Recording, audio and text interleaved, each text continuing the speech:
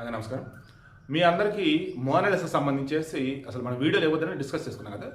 Major update ఇద్దామని అనుకున్నాం కదా. మామూలుగా national commission for schedule tribes వాళ్ళు క్లియర్ ఏం చెప్పారు, ఫర్మాన్ ఖాన్ మీద కేసు బుక్ చేయండి రా బాబు, పోక్సో కేసు అన్నారు. కారణం ఈ మోనాలిసా ఈ పోసల పిల్ల 16 సంవత్సరాలు 2 నెలలే ఆమె ఒరిజినల్ డేట్ ఆఫ్ బర్త్. కేరళలో ఉన్నటువంటి వాళ్ళు మొత్తం తారుమారు చేసేసి ఆ రకంగా ఆ అమ్మాయికి ఫర్మాన్ ఖాన్ గారితో పెళ్లి చేసేసారు. తీరా ఇప్పుడు క్రాస్ చెక్ చేస్తే తెలిసింది ఏంటంటే అసలు ఆ అమ్మాయి లేదంట. వీడు రాజస్థాన్లోని పుష్కర్ అజ్మీర్ అటు వెళ్ళారట. అజ్మీర్లో కనపడకుండా పోయిందాడు పసిపిల్ల వెళ్ళిపోవటానికి.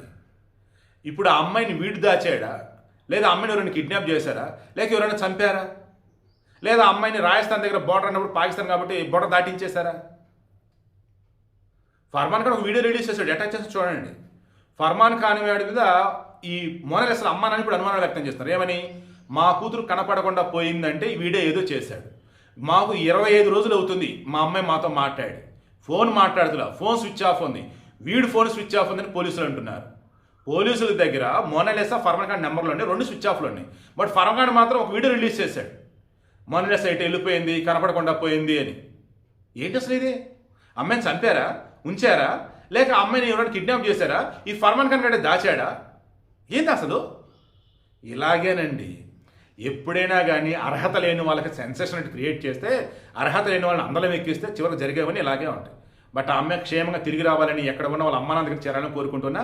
ఫర్మాన్ ఖాన్, ఒరే నీకు పుణ్యం ఉండిదిరా బాబు, ఇప్పటికైనా అసలు అమ్మాయి ఎక్కడ ఉంది, ఆ అమ్మాయిని అసలు నువ్వేం చేద్దాం అనుకున్నావు, ఏంటి మాకు చెప్పండి పర్లేదురా బాబు, ఆ అమ్మాయిని అమ్మ నాన్నకి చెప్పి వెళ్ళిపో, ఆ కేసులు విత్డ్రా చేసుకుని ఏదో ఒకటి చేసుకుంటారు. ఈ మధ్యకాలంలో ఇంత వరస్ట్ కేసు అయితే నేనైతే చూడలేదు.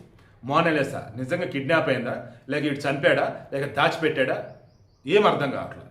బట్ ఇప్పుడు national commission for schedule tribes చాలా సీరియస్గా ఉన్నారు, హ్యూమన్ రైట్స్ కమిషన్ సీరియస్గా ఉంది, కేరళ ప్రభుత్వం సీరియస్గా ఉంది.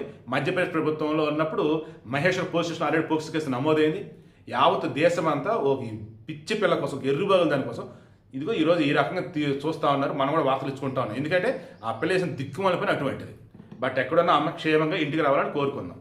ఫర్మాన్ ఖాన్ గాడి ఏదో మొత్తానికి అయితే చేశాడు నాకైతే అనిపిస్తా ఉంది. हेलो फ्रेंड्स, मैं अजमेर पुष्कर आया हुआ हूँ। मोनालिसा भाग गई है, उसको ढूंढने के लिए आया हूँ अजमेर पुष्कर।